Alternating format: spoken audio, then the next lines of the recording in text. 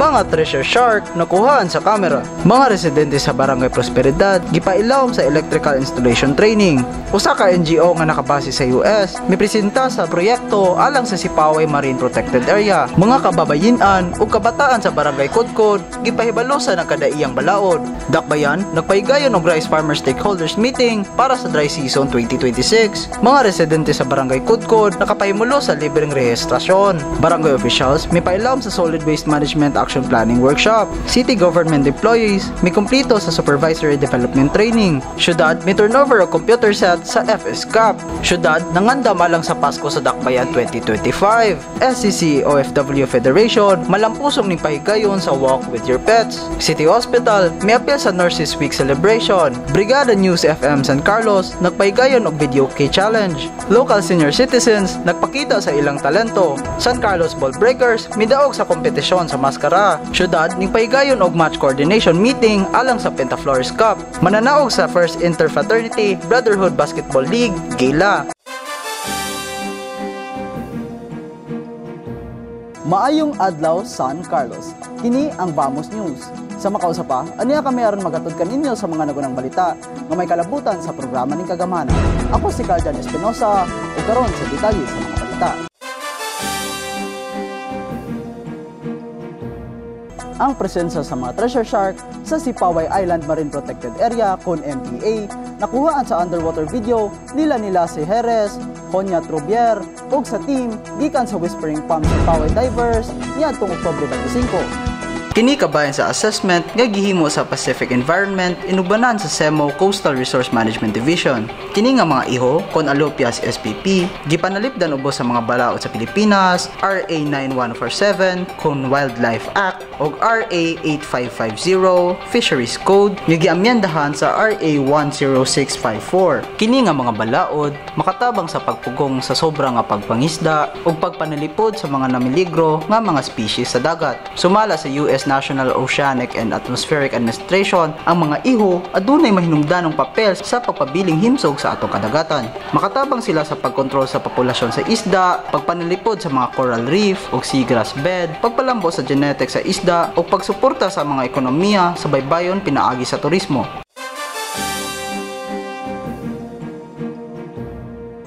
Labing menos 25 ka residente sa Barangay Prosperidad ang gipailawom sa 25-day skills training sa Electrical Installation and Maintenance NC2 niadtong Oktubre 21 sa City Agriculture's Demo Farm sa Maong Barangay. Ang training gipahigayon sa Technical Education and Skills Development Authority (CONTESDA) ug gisuportaan sa National Task Force to End Local Communist Armed Conflict (CON LTF-LCAC) pinaagi sa Poverty Reduction, Livelihood and Employment Cluster sa Negros Occidental ug gipasiugdahan sa City Public Employment Service Office (CON CPASO). Gipasalamatan ni punong Barangay Sostines Vetranilla ang mga ahensya sa gobyerno sa pagpadala og mga oportunidad sa livelihood training sa ilang komunidad. Miingon nga ang programa makatabang sa mga residente nga makuha og mga kahanas nga magamit sa trabaho ug malungtarong tinubuan sa kita. Si TESDA NIR Interim Regional Director Minya Connie G. Dodo niingon nga ang programa nagtumong sa paghimo sa training nga accessible sa tanan ug maghatag og patas nga mga oportunidad alang sa trabaho ug entrepreneurship. Duha pa ka barangay sa San Carlos City nga mao ang Prosperidad ug Rizal ang napili usab nga makadawat og libreng TESDA training. Giawhag ni Dodo ang mga partisipante nga mokompleto sa kurso ug makakuha sa ilang sertipiko sa NC2 aron makaabli og daghang oportunidad sa trabaho, lokal man o gawas sa nasod. Sa program na to, usually niraran natin to in partnership with the LGU. That's why we thank si Mayor for welcoming us here na ibigay ang training program na to. There are 2 identified barangays for this year na bibigyan ng training program and there's a skills training for employment. Prosperidad and the other one is Rizal. So sa inyo, electrical installation and maintenance. Si Lieutenant Colonel Eric Alfonso sa 79th Infantry Battalion sa Philippine Army miingon nga ang inisyatibo kabahin sa suporta sa panginabuhian sa PRLEC ubo sa NTF-LCAC nga nagtabang sa mga komunidad labi na kadtong naa sa lagyong mga lugar nga malikayan ang deceptive recruitment sa mga terorista o komunistang grupo pinaagi sa paghatag gahom sa mga residente pinaagi sa skills development. For your information, yung TESDA natin is the head ng isa sa cluster ng National Task Force to end local communist armed conflict, yung PRLEC or yung Poverty Reduction Livelihood Employment Cluster. So sila ho yung nagli-lead ng isa sa cluster ng NTF-ELCAC. So by the way, NTF-ELCAC is composed of several clusters yan. So may mga clusters so na in charge sa peace and order, and kami ho yung nagli-lead nun. Sila si San Carlos City Mayor Renato Y. Gustilo, si PESO Manager Mariel Avener, Administrator of the Provincial Training Center, Cadiz City, Rose May D. Trono, ug Supervising TEST sa TESDA Nopo, Ernesto L. Doremde, Barangay Prosperidad Kagawads, Mario Masavad Sr., ug Erinyo sa Tinyaman, ang mitambong sa Kalihukan. Ang mga representante sa Pacific Environment, bibisita kang City Administrator Attorney Estefanio S. Lebutan Jr. sa iyang opisina niadtong Oktubre 24, aron ni paila-ila ang Small Grant Project nga nakafocus sa pagbalambo sa Ermita Marine Protected Area o EPA. Ang Pacific Environment usa ka non-government organization nga nakabase sa United States nga nagtarget sa mga marine protected area o sa implementasyon sa 30 by 30 biodiversity target sa Southeast Asia, lakip na ang Pilipinas. Usa-usab kini sa mga nagunang sponsor sa para Elmar Awards din na-recognize ang Ermita MPA niadtong 2023. Ang grupo gilangkuban nila Pacific Environment MPA Consultant ug Assistant Professor sa University of the Philippines Marine Science Institute Dr. Michael Artegueño, PE Consultant Janine Budadilla ug Marine Environment and Research Foundation Technical Expert Melchor Diocades. Nibisita sila sa San Carlos City aron ipaila ang Small Grant Project alang sa Ermita MPA nga napili nga pilot site alang sa maong inisyatibo. Ang proyekto nagtumong sa pagpalambo sa plano sa pagdumala sa MPA ug paghatag og suporta alang sa pagpalapad sa Ermita MPA sa ingon nga mapanalipdan ang mahinungdanon nga mga coral reef ug mamiligrong mga treasure sharks ug mapadali ang pagpalambo sa kapasidad alang sa MPA Management Body. Si Dr. Artegueño miingon sa San Carlos City na pili nga pilot area tungod kay ang University of the Philippines nagmonitor na sa lugar uban sa tabang sa Rare Philippines. Dugang niya nga ang syudad nakadawat og lain-laing mga award sa kalikupan, ilabi na ang para Elmar recognition. Dugang niya nga ang Sipaway Island MPA usa ka maayong pagkadumala ug multi-awarding nga programa sa syudad. Kipasiugda usab niya ang presensya sa mga treasure sharks sa lugar isip usa ka importanteng butang sa pagpili niini. Ang dugang nga tumong sa proyekto mao ang pagpalapad sa MPA aron masiguro ang pagpanilipod sa puy-anan sa mga iho. Gidayeg usab niya ang dedikasyon sa syudad sa pagpadayon sa titulo niini isip Green City nga namatikdan atol sa pagbisita ni Attorney Libutan ug Mayor Renato Y. Gustilo nagpakita og lig-on nga commitment sa paglambo sa mga inisyatibo sa kalihukan. So kami ang among grupo sa UPMSI BARF mo ang nagtabang mo yung nag-assess sa condition sa inyong corals at sa mga isda. Yan yung basis sa pag-expand ninyo sa inyong protected area, sa pag-establish ng managed area no, around or in the vicinity or in yung adjacent area ng inyong protected area. So naami previous information about sa inyong area. So motong nalipay mi katong naibala namo ang adunay presence sa treasure shark. So among gipangitaan kani og paagi kung unsaon namo makatabang pa mi sa area no sa San Carlos. Ang focus karon ay diri sa treasure shark and the protected area. Kay doon na po kami usa ka programa ang pag-expand sa mga protected area all over the world. And the Philippines ay nag-commit na Sa laing bahin, ang grupo uban sa mga personahe sa Whispering Palms Resort, mga graduate students sa University of Bremen ug Semo Coastal Resource Management Division Conservative Fellow nga si Melvin Maglayon nagpahigayon og diversity assessment sa Ermita MPA sa Sipaway Island niadtong Oktubre 25 ato sa briefing nga gipanguluhan sa graduate students sa University of Bremen nga si Ronja Truber ug mga mananalom sa Whispering Palms. Dina usab ang mga mananalom nga ilang ubanan atol sa ilang pagdive sa presensya sa mga treasure sharks sa Ermita MPA. Labing minus 15 ka babae o mga bata gikan sa sitio Kabagtasan, Barangay Kudkod ang gipailawom sa orientation kabahin sa mga balaod alang sa kababayin-an, kabataan o mga ordinansa sa dakbayan niadtong Oktubre 24 nga gipahigayon sa sitio Kabagtasan Child Development Center.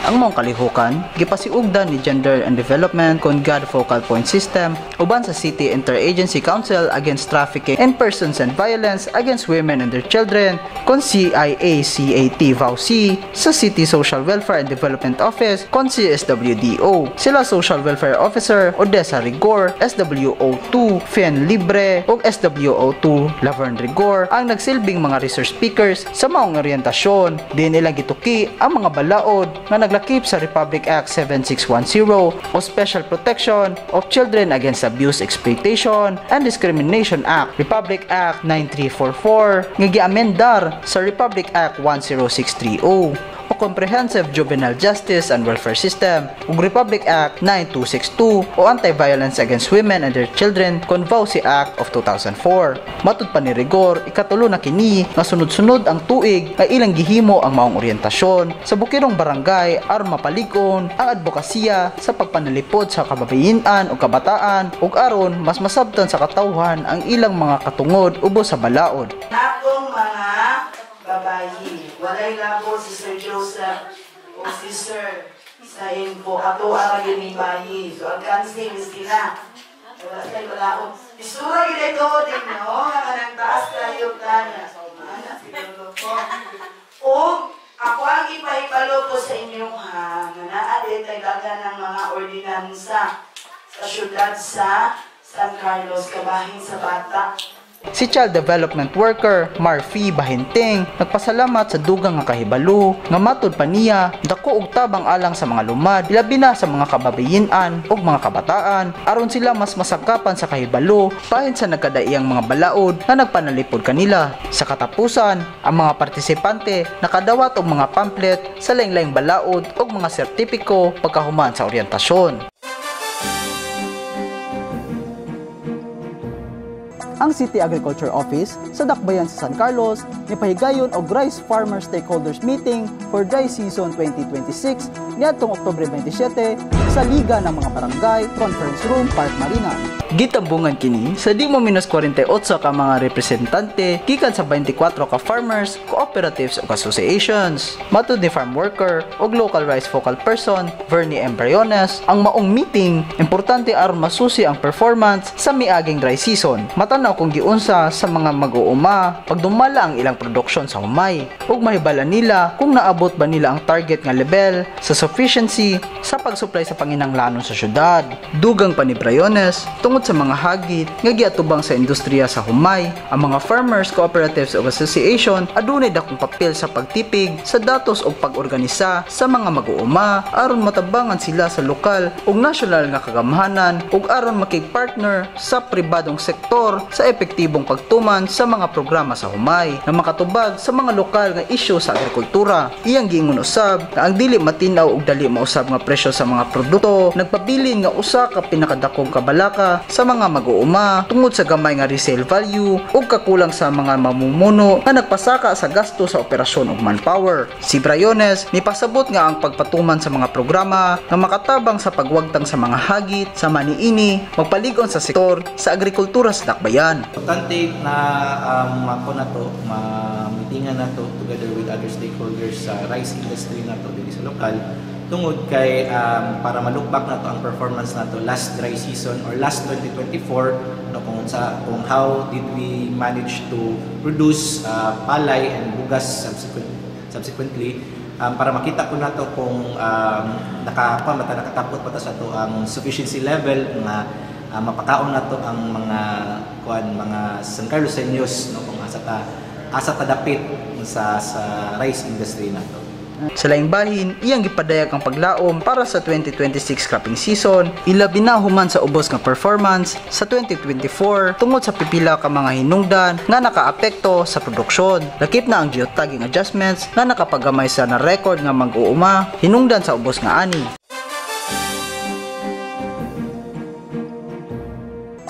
Kapin 60 ka mga residente sa Barangay Kudkud ang gitarget nga tabangan alang sa birth registration ug lain 60 pa alang sa PhilSys ID registration pinaagi sa San Carlos City Local Civil Registry kon LCR ug Philippine Statistics Office kon PSA atong Oktubre 22. Ang mga benepisyaryo sa maong barangay mitapok sa Barangay Covered Court aron maka-avail sa PhilSys Birth Registration Assistance Project kung PBRAP ug National ID Registration. Sumala ni City Civil Registrar Rudy Estrelianes, ang BRAP nagtabang sa mga late registrants pinaagi sa pagpasayon sa proseso sa requirements labi na sa mga kabaryuhan diin daghang tawo ang wala pa na rehistro. Gihangyo usab niya ang mga registrants nga magmatinud-anon ug maghatag og tukma nga datos tungod kay kung adunay kasaypan o nagkasumpaki nga dokumento kini maghimog magdala og domino effect nga makaapekto sa ubang record sama sa marriage contracts ug mahimong hinungdan sa daghang sayop sa mga dokumento sa mga anak ug bana o asawa.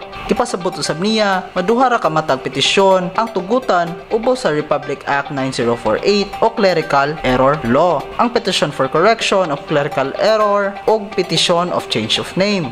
Dugang pa ni Estrelianes aduna say mga sayop nga dili sakop sa RA 9048 sama sa sayop nga petsa sa pagkatawo, issue sa legitimacy ug sayop nga nationality nga kinahanglan pagion sa korte busa iyang girekomendar nga mag-amping ang mga registrants sa paghatag sa ilang impormasyon. BRAP man ka o regular transaction sa late registration, uno sila late. Ang diferensya lang nila kay sa BRAP nga requirements relax. Dili kay siya ingon ka komplikado sa mga requirements nga gihatag diri sa regular transactions mga late registration. Daghan ang sa kuan, daghan ang requirements diri sa regular transaction sa BRAP jutay ra. Ang nakaayo lang sa regular transaction kay tungod sa iyang pagka tedious o kanang kuan kaayo nga pagpangita sa dokumento, ang most likely tendency is nindot ang kuan kanang dokumento og layo sa daghan kaayo nga errors o sayo. Sa laing bahin, iyang gipahibalo ang sunod nilang pagbisita alang sa BRAP mausang mga barangay sa Palampas o Bagonbon.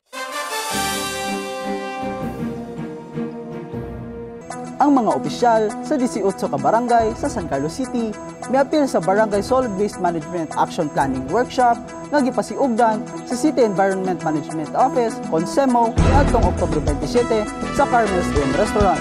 Ang duha ka adlaw nga workshop nga mulungtad hangtod Oktubre 28 nagtigom sa mga pudong barangay, barangay kagawad on environment ug mga barangay secretary aron mapaliko ang mga paningkamot sa pagdumala sa solid waste sa syudad, pinaagi sa pagsangkap sa mga partisipante sa mga estratehiya ug mga action plan alang sa epektibo nga pagpatuman sa ilang tagsa-tagsa ka komunidad. Ang mga resource person naglakip nila ni Analu F. Gomo sa SEMO ug Agriculture Technician Rodolfo Sapalo Jr. gikan sa Provincial Environment Management Office (CONPEMO) kinsa nagiskot kabahin sa Sustainable Waste Management Practices ug Local Environmental Policies. Matod ni Senro Engineer Loreto C. Sanchez nga importante ang kolaborasyon tali sa syudad ug mga barangay sa pagdumala sa basura gikan sa kabukiran hangtod sa baybayon. Diin ang dakbayan sa San Carlos gila tungod sa labing maayong mga pamaagi niini sa mga environmental initiatives nga nakapadani sa mga bisita nga magtinguha sa sundon kini nga mga programa. Dugang niya ang bag-o lang nga pagpakita sa treasure shark sa Sipaway Island nga usa ka endangered species nagpasabot sa epektong pagdumala sa kalikupan sa dakbayan. Diin nagpadayon ang pag-uswang sa marine life sa kadagatan niini. Depende na to atong 10-year solid waste management plan sa National Solid Waste Commission yun. So dili sa ordinary nga pag-defend kay tanan nga aspeto sa waste management gi-consider ginato tanan. So mingon ta nga unsa may importante sa piyota basura no? May kita nga nagaobra ta sa basura. Pero actually kung mingon ta environment, ang approach ko to is ridge to reef. Ridge to reef meaning gikan sa bukid patubang sa dagat. So di ba matutag bukid, reklamo permi, dagat basura, dagat plastic. Matubot og dagat, daghang kayo mga plastic panglutaw, no? Pero kaloy sa Ginoo diri sa San Carlos, daghan ni giningon mga bisita nga San Carlos limpyo kayo, way black pa.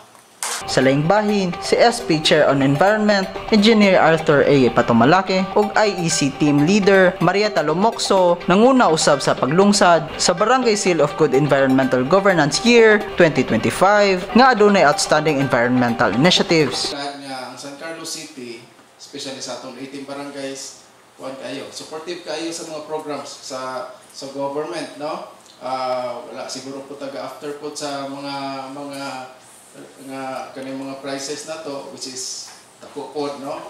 Pero ang dedication din ninyo ang pinaka-importante with regards to protecting our environment. Kaya kanisya karon nga workshop na to tungod mapuni sa ato ang protection sa environment. At San Carlos has been a great advocate for many years na gyud, no? Sige rin itag news about environmental management. Daghan na kayo manhi diri, daghan na kayo mo bisita sa San Carlos to replicate our good governance on environmental management. Ang mga supervisor, mga bag-ong leader, division head ug mga empleyado nga adunay supervisory function sa lokal nga kagamanan sa San Carlos mikumplito sa Supervisory Development Course Track 1 training nga gipailawom sa Office for Human Resource Management kon OHRM gikan Oktubre 21 hangtod 22 sa Carmel's Inn Restaurant. Ang duha ka adlaw nga training gipahigayon ni Attorney Ernat T. Alezan, Acting Director 4 sa Civil Service Commission kon CSC ug Concurrent Acting Director 4 sa CSC Negros Island Region, naghisgot kabahin sa epektibo nga komunikasyon ug liderato sa trabahoan. Gipaambit sa mga partisipante nga ang pagpalambo sa positivity sa trabahoan makatabang sa pagtukod og mas lig-on nga teamwork ug nagpakita sa tinuoray nga serbisyo publiko sa mga empleyado sa gobyerno. Si City Waterworks Department Head Edward Sanchez miingon nga ang iyang trabaho sa gobyerno nagpadayon sa pagdasig kaniya sa pagserbisyo uban ang dedikasyon. Ang matag paningkamot nga iyang gihimo nakatampo sa pag-uswag sa kinabuhi sa mga San Carlosenyo ug pagsiguro sa mas maayong paghatod sa serbisyo publiko. Gitunol ni San Carlos City Administrator Attorney Estefanio S. Libutan Jr. ang duha ka computer set ngadto sa Federation of Senior Citizens Association of the Philippines kon FSCAP niadtong Oktubre 21 sa City Mayor's Office. Ang duha ka computer set nga nagkatidad og 70,860 pesos, naglakip og 21.5 inches nga LCD monitor, personal computer, CPU components, uninterruptible power supplies kun UPS ug multifunction inkjet printers. Gipasalamatan ni FSCAP Vice President Victor Garde ang local government unit sa San Carlos sa donasyon ug miingon nga ang mga computer set dako kayog ikatabang sa adlaw-adlaw nga operasyon sa opisina sa federasyon. Nagpasalamat mi in behalf sa FSCAP San Carlos City chapter. Nagpasalamat mi sa local government ngadto ni Mayor Rene Gustilo o ni Judge Libutan nga mao naghatag namo o nag-turn over sa maong computer set. Dako kayong pasalamat sa tanang opisyal sa local government of San Carlos City.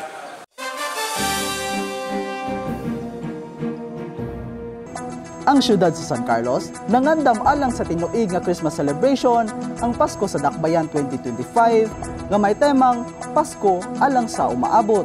Pinaagi sa usa ka planning meeting ni atong Oktubre 22 sa City Mayor's Office. Ang mga representante sa lokal nga gobyerno, business sector ug mga pribadong organisasyon mitambong sa meeting aron hisgutan ang mga highlight ug mga programa sa maong kalihukan karong tuiga. Dili moubos sa 17 ka mga establishmento ug ahensya ang misaad na nga moapil sa kompetisyon. Giauhag ang mga partisipante sa paggamit sa mga recycled, upcycled ug malungtarong mga materyales sa pagdecorate sa ilang assigned spaces sa City Public Plaza aron mapalambo ang environmental responsibility samtang nagsaulog sa Pasko. Ang judging alang sa Christmas Decoration Competition ipahigayon ato sa switch-on ceremony sa Nobyembre 29 samtang ang paghatag og pasidungog sa mga mananaog ikatakda sa Disyembre 26 ni tuiga. Si Tourism Operations Officer 2 Jennifer Esparan ang nagrepresentar sa guidelines sa kompetisyon, judging criteria nga naglakip sa pagkamamugnaon og aesthetic appeal, relevance to the theme, paggamit sa sustainable or recycled nga mga materyales, narrative or storytelling ug ang mga premyo alang sa mga mananaog. Overview. So this year's Christmas celebration will go beyond festivities. It will be a heartfelt tribute to Mother Earth. after the wake-up calls from the recent earthquakes na itong experience, from the flood and worsening climate crisis, this team urges everyone, especially private entities, to give back to the planet through creativity, sustainability, and message of hope. Mitambong ato sa meeting mao sila si City Mayor Renato Gustilo, Executive Assistant to the City Mayor Irene Rose Gustilo ug Jeremy Rondovio sa creative team. Ang San Carlos City Overseas Filipino Workers kon OFW Federation uban sa City Public Employment Service Office kon CEPESO ug City Agriculture Department Veterinary Division malampusong magpahigayon sa kalihukan nga Walk with Your Pets niadtong Oktubre 25 sa Center Mall grounds.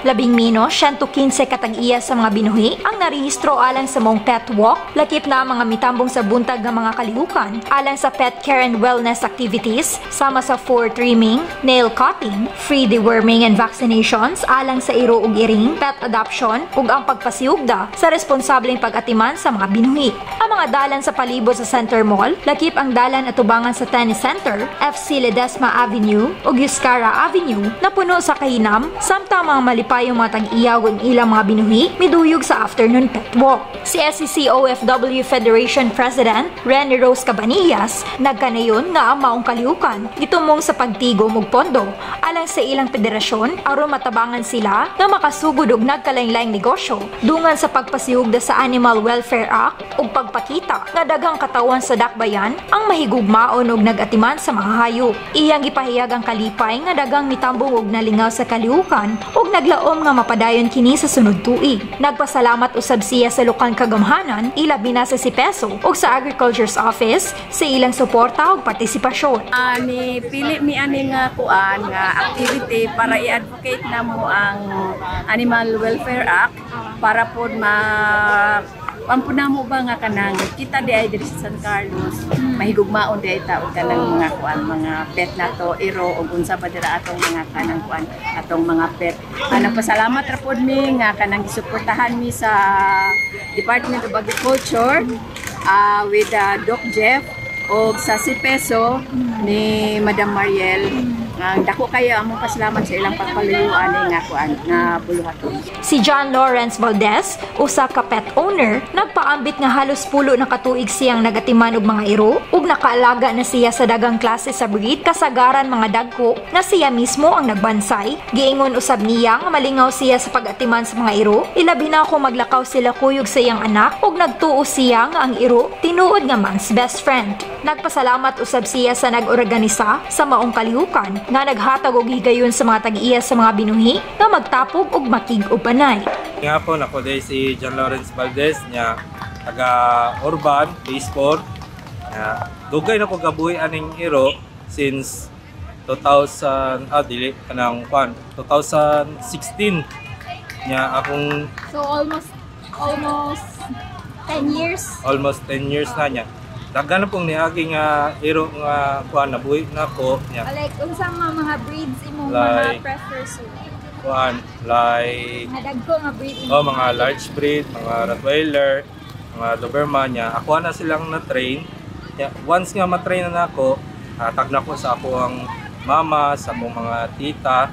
Then karon ang Golden Retriever na po kaya ang ganahan sa akong anak is Golden Retriever. Natapos ang kalihukan, pinaagi sa seremonya sa pagpasidungog sa mga binuhi ug sa ilang mga tag-iya sa nagkanilang makalingaw nga kategorya sama sa Most Lively Pet, Most Adorable Pet, Best Dressed Pet, Biggest and Smallest Pet, Best in Twinning, and Most Unique Pet. Ang mga mananaog nakadawat og mga sertipiko, dog food ug uban pang mga gamit sa mga binuhi samtang ang mga sponsor sa kalihukan. Giila usab og gihatagan og mga sertipiko ug pasidungog. Ang San Carlos City Hospital niapil sa Philippine Nurses Association sa pagsaulog sa 103rd Foundation Anniversary sa 68th Nurses Week nga may temang Innovate, Advocate, Transform the Nurses Blueprint for a Changing World niadtong Oktubre 27 hangtod Oktubre 30. Ang selebrasyon nagsugod uban sa lain-laing kalihukan alang sa mga kawani sa ospital sama sa gourmet coffee ug pika-pika cart, usa ka spin the wheel nga dunay libre mga premyo ug ang simbolikong pagpasiga sa ulo nga inspired sa legacy ni Florence Nightingale. Ang uban pang mga kalihukan nga gitakda sa tibok semana naglakip sa pagbutang og message wall sa Oktubre 28 di na mga kawani sa ospital makasulat sa ilang mga mensahe, dedikasyon ug pagpasalamat alang sa ilang paboritong mga nurse, usa ka photo booth nga nahimutang duol sa Doctor Station 2, libreng medical check-up alang sa mga driver sa motor cup ug mga vendor sa Oktubre 29 ug usa ka Zumba fitness activity sa Oktubre 30. Si OIC Chief Nurse Clint Supangan mingon nga selebrasyon gihimo dili lamang aron ilhon ang propesyon sa mga nurse apan aron usab pasidunggan ng compassion, sakripisyo ug resilience sa mga nurse nga nagpabilin sa sentro sa healthcare services. Sacrifice and resilience. Behind every recovery, behind every comforted patient, there is a nurse who chose to care, even when tired and even when unseen. This year's theme, Innovate, Advocate, Transform, the nurse's blueprint for a changing world, reminds us that nursing is not only about care at the bedside. It is also about leadership, adaptability, and vision. Sila si SP member Gerardo V. Balmayer III, Chief of Hospital Dr. Renan Sanchez, ug Administrative Officer Maria Consuelo Janice Carmona ang nangulo sa opening ceremony sa usa ka semana nga selebrasyon.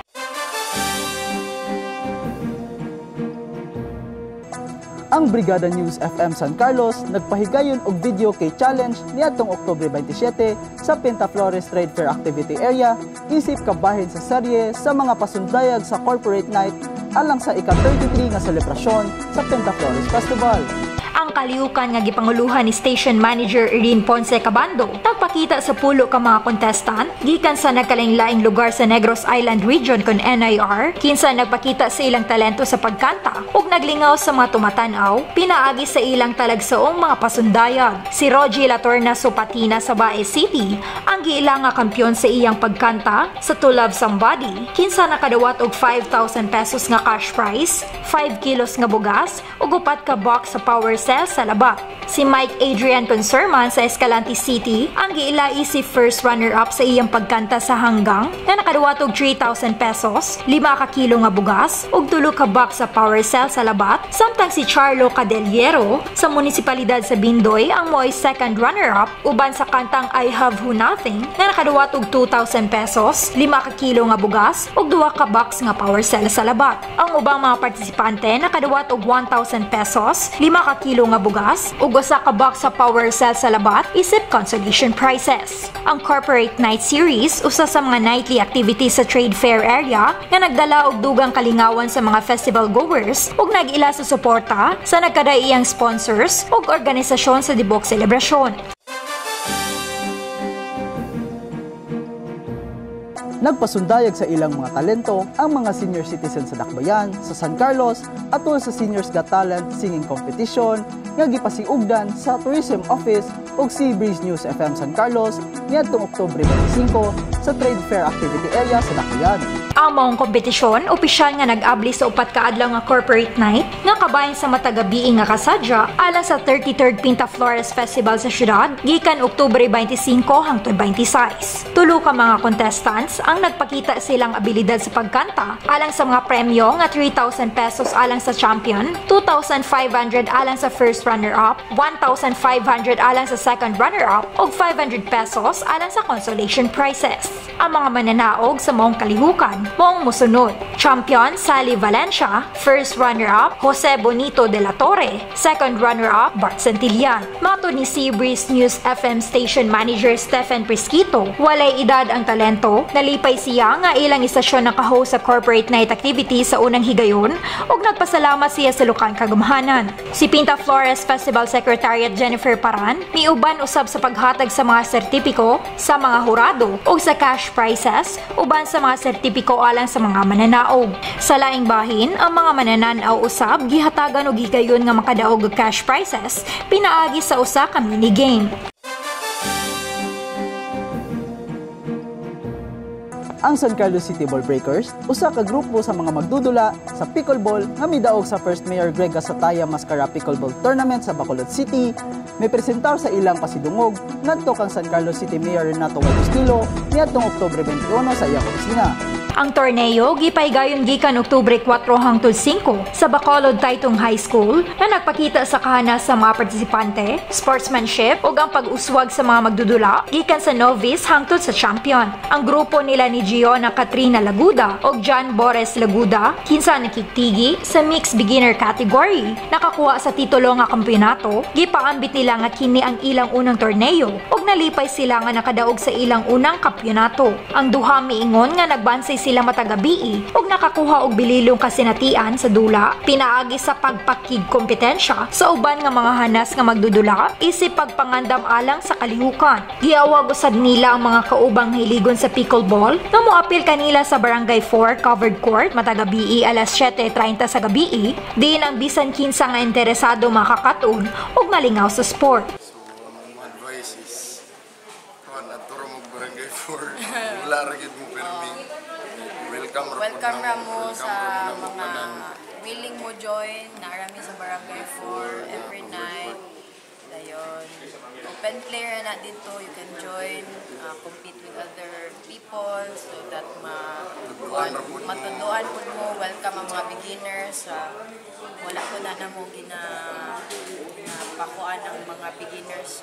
Kabalo, ginatuduan sila dito. Ang laing team nga sila si Doriel Ferem Laguda o Grail Joseph Singson ang nakakuha sa 3rd place sa intermediate mixed doubles category. Misulti nga ang torneo usa ka makalingaw nga kasinatigan, diin nakaila sila og bag-ong mga higala. Nagpasalamat usab sila sa San Carlos Ball Breakers Club ug sa city government sa San Carlos, labi na kang Mayor Gustilo sa ilang suporta. It was our first pickleball tournament and then ni-play sa mixed intermediate and then napod ko yung na-meet na friends, so it was overall a fun experience. Okay ra, pero dindot na experience para mo kay first tournament na mo as pickleball player. Kay ako tennis mo sa una, nagkana kay experience sa tennis, pero karon pickleball at least nakatry na. Yung sa pressure sa pickleball. Si San Carlos Ball Breakers President Paulo Halandoni miingon nga nagsugod sila sa pagdula og pickleball sa miaging tuig ug nalingaw sa pag-ayo sa dula mao ang ilang giporma ang club niadtong Disyembre. Sukad niadto miapil sila sa daghang mga torneo sa Dibog Negros. Lakip na ang World Pickleball Challenge sa Bacolod City ug ang Men's Open sa First Pickleball Charter Tournament sa Kabangkalan City. Di nakakuha sila og silver medal. Gipaambit usab niya ang ilang mga team gikatakda nga moapil sa laing pickleball tournament sa Nobyembre 7 hangtod 9 alang sa First Mayor Filomeno Micoy Reyes Pickleball Tournament sa Giolgan City. Actually, Christmas party na mo sa football, dapat football mo dito sa San Carlos. And then si General Ligayo, ihagad ko niya, i-ask me nga bukas Paulo, let's play pickleball. So ano ba yung pickleball? And then pagka-ugma, niya panghampang game. So and then ako na-continue na mo ang sports. Ganito na sport is fastest growing sports yun. Yeah, any ages pwede maka-play. Kung ganahan mo play sila, naramit sa Barangay 4, start nila 7:30 sa gabi. Labi na karon di pa lower na dyan ang mga kuras kaya basta ka naman, hindi naman naghanap. Si City Administrator Attorney Estefanio Libutan Jr. ug Executive Assistant to the City Mayor Irene Rose Gustilo mitambong usab sa kalihukan. Ang San Carlos City Negros Football Club kon SCCNFC uban sa Negros Occidental Regional Football Association kon NORFA ipahigayon og match coordination meeting alang sa Pinta Flores Cup niadtong Oktubre 24 sa Liga ng mga Barangay All Park Marina. Ang meeting gitambungan sa organizing team ug mga coach sa 12 ka participating team isip pagpangandam alang sa U16 Boys Pinta Flores Cup National Invitational nga opisyal nga gisugdan niadtong Oktubre 25 ug mulungtad hangtod Oktubre 31 sa SJRI Field. Ang Pinta Flores Cup nagtumong sa pagpalambo sa youth football ug paghatag og plataporma alang sa mga batanong atleta gikan sa Luzon, Visayas ug Mindanao aron ipakita ang ilang mga kanas. Ang torneo torneo giila tungod sa taas nga level sa kompetisyon ug nagbarug isip usa sa mga importanteng kalihukan sa local football calendar. Gisgutan ni Norfa Match Commissioner Ronald Alan Reyes ang match rules, protest, medical matters, competition format ug other game-related concerns. Gi-finalize usab sa mga nanambong ug sa mga organizing team ang mga lagda, regulasyon ug mga bracket sa torneo aron masiguro nga ang tanan naiuyon sa wala pa ang dula. We have allowed 5 officials. Okay, we are allowed 5 officials on the 10 bench. Okay, including we have head coach, siyempre assistant coach, medical officer, team manager, or basta 5 officials. Giabi-abi ni SCC-NFC President Pocholo Yuvenco ang mga nanambong ug nagpasalamat sa local government units sa San Carlos City ug sa tanang participating teams sa pag-apil karong tuiga sa Pinta Flores Cup usa ka nasudong pasundayag sa mga youth football teams. Gisgutan usab ni Yuvenco ang padayon nga pagsalig sa syudad sa pagpalambo sa football ug giawag ang tanan nga magtinabangay sa pagpalambo sa sport sa tibong nasod. Nanginaot usab siya ug good luck sa mga magdudula. Giawag sila nga ihatag ang ilang labing maayo o gidapit sila nga i-explore ang katahom sa San Carlos City. Before anything else, I would like to thank the local government unit of San Carlos. Kaya kung wala ang ila help for this tournament will not be held. The Pinta Flores Cup. So palakpakan ka ang LGU San Carlos. Ang 12 ka participating teams, buong ang Azgals Development Academy, Ardua Non-Timeo, Don Bosco Cebu, Alegra FC, Kaya Football Club, Municipality of Barotac Nuevo, Province of Iloilo, Lasal Green Hills, Mandaluyong City, San Carlos City Football Club, Claret School, Quezon City, City of Cabancalan FC, Real Amigos FC, Santa Barbara, Province of Iloilo, ug Tagbilaran City FC. Ang mga mananaog sa First Interfraternity Brotherhood Basketball League giila ni atong Oktubre 22 sa Liga ng mga Barangay Hall, Park Marina. Gipanguluhan ni Sangguniang Panunsod Member Attorney Joseph Mark Antonio, Sangguniang Kabataan Federation President Mary Don Cañetan, Provincial Sangguniang Kabataan President Maybelline Madrid, ug San Carlos City Youth Affairs con SCCYA Youth Development Officer Renzi May Tambasen ang awarding ceremony. Ang mga mananaog sa maong liga naglakip sa Champion Tridron, First Runner-Up Nabingkalan San Carlos Eagles Club, Second Runner-Up Papatot Slashers, Special Awards Best in Uniform, Gamma Omicron Delta, Best in Muse, Chi Pi Sigma. Si Tambasen maingon nga ang kalihukan nagtumong sa pagpalambo sa panag-uban ug panaghiusa alang sa mga partisipanteng team. Siya nag-ingon nga maong mga kalihukan makatabang sa pagpaligon sa mga relasyon, pagdasig sa sportsmanship ug pagpalambo sa kolaborasyon taliwala sa mga magdudula. Gipaambit niya ang kalihukan, nagsugod ni atong Agosto 12 isip pagsulog sa International Youth Day ug ang pagsugod sa Linggo ng Kabataan ug natapos niya atong Setyembre 26. Dugang ni Tambasen na dugay na nila giplano ang kalihukan ug gisugyot kini kang San Carlos City Mayor Nat Agustilo kinsa diha dayon miaprobar ug nagahinog pondo aron mapahigayon kini. Amo ang gi-conduct ang first ever na Interfraternity Brotherhood Basketball League this 2025. So nagsugod na siya atong August 12, which is also the celebration of the International Youth Day and kick-off of the Linggo ng Kabataan.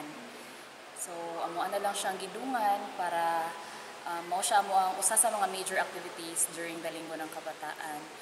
Ang mga mananaog nakadawat og mga plake, tropeyo ug mga premyong salapi, 6,000 pesos alang sa kampiyon, 5,000 pesos alang sa first runner-up, 4,000 pesos alang sa second runner-up, 1,000 pesos alang sa matag special awards ug 2,000 pesos isip consolation prizes. Ang Local Youth Development Council ubos sa San Carlos City Youth Affairs Office ang nagfacilitate sa mga kalihukan. I-follow kami sa among official social media account sa Facebook, ang SCC LGU Information Page, ug sa Instagram at SCC LGUPH. Mamahimo usab ninyong i-check among YouTube channel, Vamos News, ug ang official website sa syudad, ang www.sancarloscity.gov.ph. Maukad to ang mga balita nga among nahipos. ang ginagmay nga butang kung buhaton sa makadaghan, mamahimong makapausap sa kalibutan. Hangtod sa sunod natong panag-uban, daghang salamat ug vamos San Carlos.